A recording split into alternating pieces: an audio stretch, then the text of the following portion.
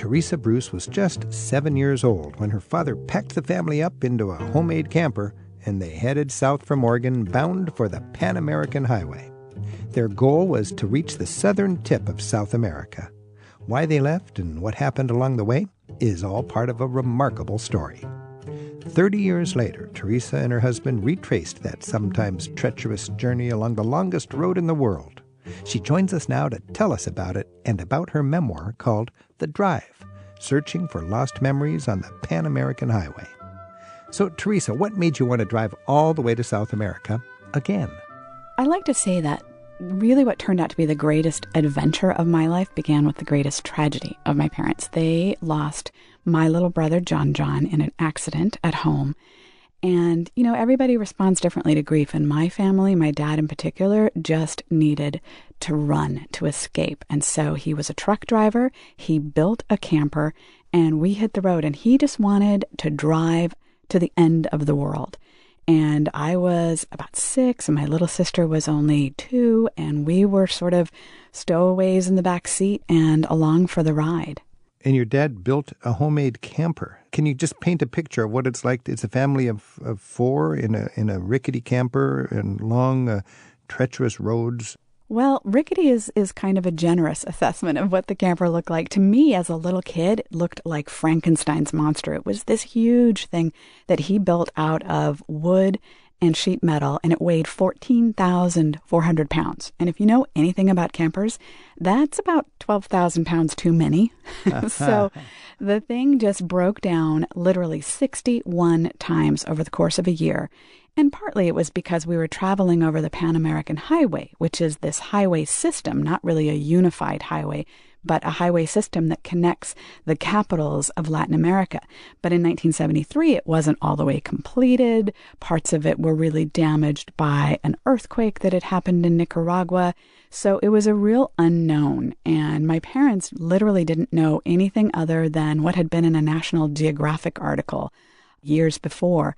But, logic wasn't really the motivator. The catalyst was this tragedy, and they just needed to drive. So now you were, 6 years old with your little sister, and your dad would, as you wrote in the book, literally leave you and hitchhike to the nearest town when the camper would break down? My most vivid memories were literally on the side of the road of the Pan American Highway, and we would have to, put out flares and wave down drivers to avoid hitting it.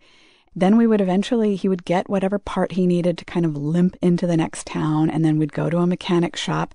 And while he would be under the truck fixing it, my mother and sister and I would explore the neighborhoods. And these would be working class, real neighborhoods in 1970s Central America and South America. Was this a jolly family time, or was it like you were all captives and your dad was this driven, struggling person looking to escape? What did you think of your dad at this time? 6 years old, left in a ramshackle monster Addams Family camper van in the middle of nowhere. It was scary. We just wanted to be quiet and help him and, hope that it all worked out. We missed my grandmother, my aunt and uncles, my friends in first grade back in Banks, Oregon. So it was traumatic. But as the time progressed, we got a little bit more confident. And, despite the tense situations that we were in, because this was at the start of a lot of civil wars and disruptions in South America, the beauty of the continent really seeped into, and I learned how to speak Spanish, and honestly, the people of Latin America were so good to us. They sensed that we were this Steinbeckian family, and we were in trouble. And people along the way, ordinary people, not wealthy people, not well-traveled people, took us in and protected us and gave us food and took care of us when we were sick. And one time I had malaria. So even though it was tragic circumstances, it was actually a beautiful experience in the end, and one that really became our family healing process. There's civil wars going on. Your family is using an old National Geographic as your guidebook. What were the border crossings like back then? You went through a lot of borders to get to Bolivia. We did, about 13 of them, and they were probably the most intense. We had very little money on this trip. It wasn't well thought out or planned or financed. So there's lots of bribes involved in crossing borders in South America and Central America. And my dad just couldn't pay them. And he's also really stubborn and didn't want to. So literally, I would have to kind of talk him out of jail. And it was just, having a little blue-eyed blonde girl who spoke Spanish come in and start crying and asking for her dad to get released from jail that they kind of banked on to be able to get us through these border crossings. Long story short, you didn't get to the end of the road down in Tierra del Fuego. The camper breaks down 61 times and finally it dies in Bolivia. Tell us about that. Well, we had actually picked up a hitchhiking wife of an American expat who lived in Bolivia, and she had an idea that maybe her husband would buy the rig, what was left of it, to help on a farm in eastern Bolivia. So that's eventually what happened, and my father was forced to sell it, and we abandoned the trip and moved on with life. But we never exactly knew what happened to this camper. My father just assumed it was burned up for scrap wood and used on the farm. But as time went by, we sort of lost track. We didn't keep in touch with that family, and my parents never really knew what happened. And I didn't really know what happened. And I realized that camper was really the thing that kept me feeling safe when I was a child in this really turbulent, tense time. How long was this experience that you were living in this van before your father finally sold it? We were in it about 10 months. 10 months. And then from Bolivia, basically, your dad said, okay, let's go home and put things back together. Well, actually, we flew on to South Africa where his parents lived, and he started over again. He was a big believer in sort of burn down do-overs. This is Travel with Rick Steves. We're talking with Teresa Bruce, and she's the author of The Drive, Searching for Lost Memories on the Pan American Highway. Her website is teresabrucebooks.com. Now, Teresa, 30 years later, you decide to do the trip again with your husband and your dog, and you retrace the route. So why did you do this, and how did that journey go? It was motivated because I was just at a real transition point in life. I had just gotten married. I was really stressed out and traveling a lot for work, and my parents had pulled up stakes and moved again. And something from my past just kept bothering me. I just wanted to know where my childhood home was. Was it still out there? Because it was sort of all tangled up and losing my little brother and just wondering, could I do a trip, an epic road trip like that, and find this only thing that had made me feel safe?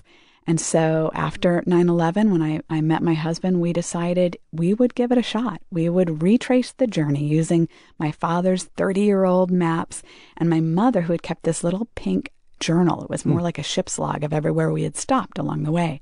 So we set out and sold everything we owned and gave up 2 careers and did what I bet you all of your listeners would love to do, which is just, say goodbye and take a huge road trip. And how long was this road trip? How many months? Ours lasted a year because we were able to sort of complete the trip for my parents and make it all the way down to the end of the road, the end of the longest highway in the world. You mentioned in the book that you were impressed, even as a 6-year-old girl. You remember the warmth and friendliness of complete strangers. Were you able to find anybody, again, that was part of your epic adventure when you were a little child, when you went back 30 years later? The amazing thing is, yes, we were. My mother had written down sometimes just first names or the names of the children that we had played with, but she knew the places. So it would be, Leon, Nicaragua, or San Salvador, El Salvador. And so we got the idea, I want to try and find these people because honestly, without them, we wouldn't have made it. So the first one that we found was this dentist in El Salvador who had taken care of my little sister who had fallen out of the camper and broken her front teeth. I mean, this guy literally saved us and was so good to us and his wife, Yolanda, and his children. We stayed with them for a week. And so when we went on the second trip, I had his address and we tried to find it. And we ended up hiring a cab and we followed him through the congested streets of San Salvador, El Salvador, which was at the time a pretty dangerous place. And we pulled up to this house and this old gentleman opens the door. And he doesn't recognize me at first, but I showed him my mother's journal, and he read the writing of his late wife, whom had inscribed the journal. Tears welled up in his eyes, and he said, "Teresita, look what has come back to me." And it was just amazing. So we had these beautiful moments of reconnection that, in the end, were more important to me than finding the camper. It became clear on this trip that was really what I needed to do, was to thank these people that had shown such kindness to travelers. Oh, my goodness. Teresita. I think that's something that occurs to me a lot of times is in our travels, we can be providing memories to the people we connect with, the local people. And you could come back. I've come back literally decades later and been impressed by how vividly people would remember my visit. And I think that kind of invigorates the whole thing. We are giving them memories. They're giving us memories. There's just this beautiful kindness of strangers.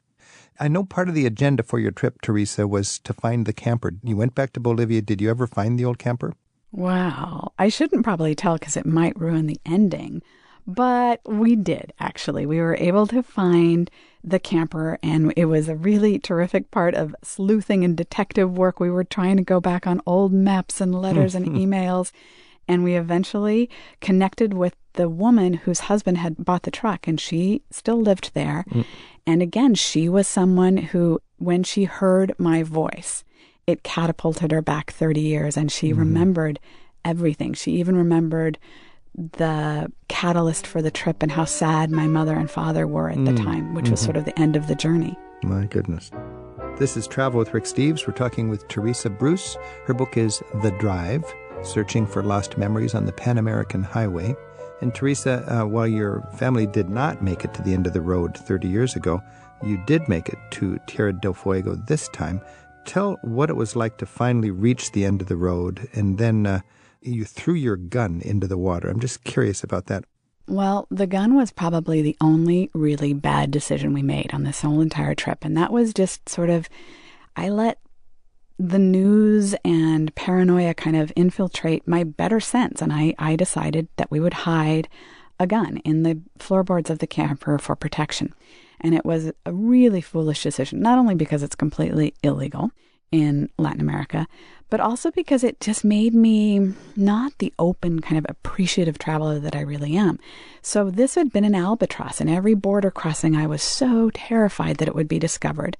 And of course, we never had any occasion to use it. People treated us with as much kindness and love as the first trip 30 years earlier. But when we reached the end of the road, I realized, what am I going to do with this? You can't just go to a police station and say, I have this illegal gun that I need to turn in. And at the same time, we didn't want to sell the camper and just leave it there for someone to find. So when we reached the very end, the Beagle Channel in Ushuaia near Tierra del Fuego, I decided we would just open a bottle of Argentinian champagne, celebrate the arrival at the end of the world. And I pitched that gun way deep into the water where it sank and has rusted into oblivion. And that just finally closed the chapter and was sort of the end of that. Teresa, this is an epic journey. And of course, your father only had his National Geographic magazine. And as somebody who dedicates so much energy to writing guidebooks, it breaks my heart.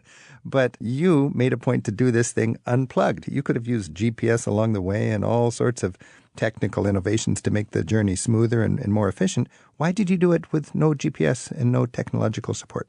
I had been a producer, and I had been one of those uber organized people that studies everything in advance and makes her itinerary, and I stick to it, and I have agendas. And it had just made me this tense person. And I saw this as a chance to kind of throw that to the wind and let the experience just settle in my bones and really experience it in present tense.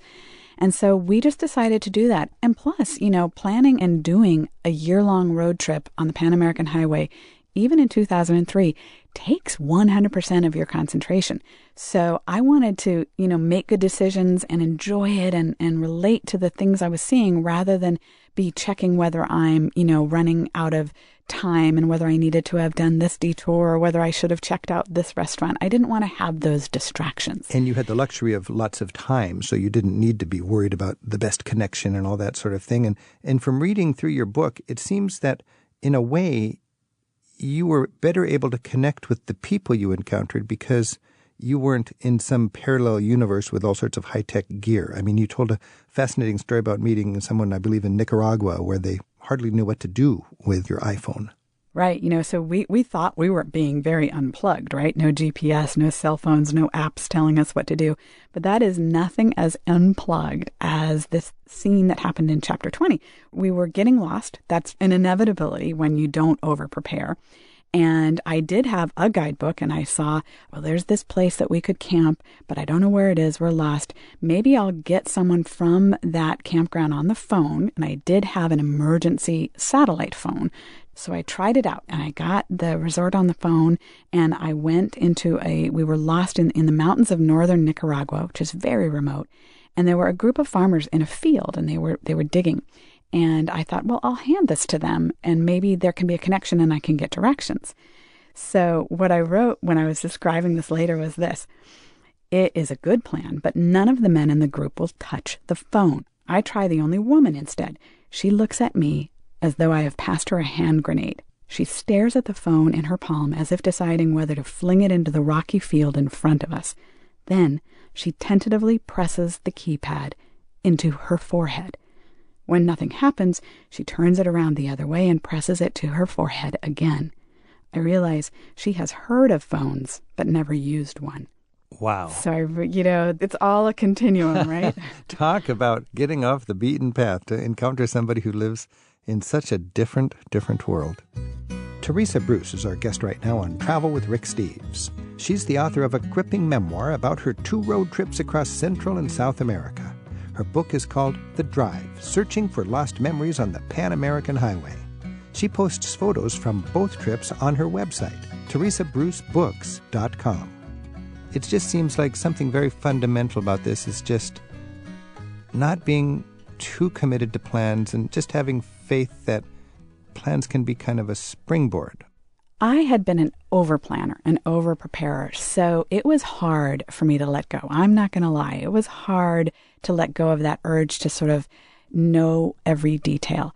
But it wasn't really until we were in Peru when I realized, this trip has nothing to do with my plans, and no one will ever judge me, and I won't judge myself about whether I stuck to an itinerary. But it would be a shame to waste the opportunity to really be in the moment and present tense and learn from the experience. And part of that is just saying yes. Yes, I will take this chance. Yes, I will take that detour. Yes, I will look up that friend of a friend of a friend that someone said lives in this small town and make that connection. And that's when your experience really changes you. And that's the beauty of travel, particularly a road trip. We've all flown places where you arrive someplace halfway across the world, but you're still in your old skin. But when you take the time and you unplug and you look at maps, physical maps that you open up and you can say, hey, that road leads into the mountains, and that road might take me past a lake, and this road, that town, I don't even know what it is. What could they have done there? What could they grow there? That sort of exploration happens when you unplug and just allow yourself to be in the moment and experience travel. Teresa Bruce, you have just defined for me in such an eloquent way the difference between a tourist and a traveler. Thank you for writing The Drive and sharing what really is an inspirational experience. You're welcome. Thank you so much. Stretching away as far as my eye can see. Deserts and darkness, my hand on the wheel. Lover boy, please call me home. Girls don't get lonely, I'm here on the road. Driving, I'm driving. Travel with Rick Steves is produced at Rick Steves Europe in Edmonds, Washington, by Tim Tatton, Sarah McCormick, and Isaac Kaplan-Woolner. We had help this week from NPR in Washington. There's more online at ricksteves.com/radio.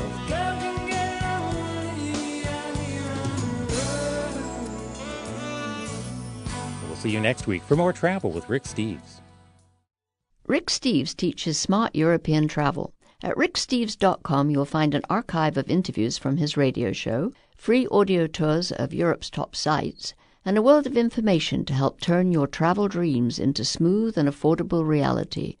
Begin your next trip at ricksteves.com. With all the critiques of the European Union lately, some well-deserved, it helps to remember why it was started in the first place. No territory in the world is immune from war, but I think European countries will generally not find themselves fighting each other, and in great part thanks to the European Union. Coming up, Hilburn Byes provides us a Brussels perspective on how the EU works. We'll also explore the advantages women can enjoy when traveling solo in another country. As a woman, I can meet children, families. I can connect through little toddlers or 5-year-olds, and I have something in common being a mom. And Teresa Bruce proves to us that you can go back, even if it's been decades. Tears welled up in his eyes, and he said, Teresita, look what has come back to me. She tells us what she found on a redo of a child.